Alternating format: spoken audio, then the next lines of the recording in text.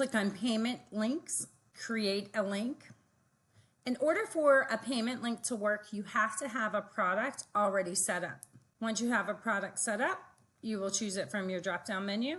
Now you see your product here, you see where the payment can be made, and the next thing that you really need to do is change your title. This would be my product for sale, and I always put the price in there when I'm making a payment link, because there may be times when you want to offer a coupon code or a discount and you want to know what link that you are giving to them.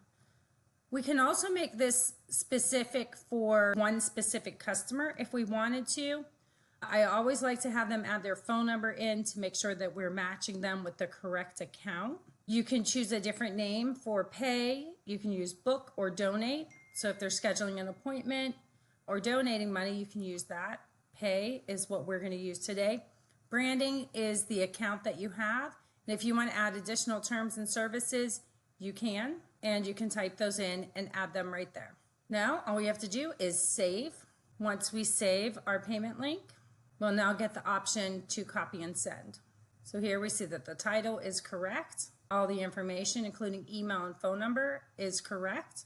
So now we can copy and send. And you could just copy this link and now you have it.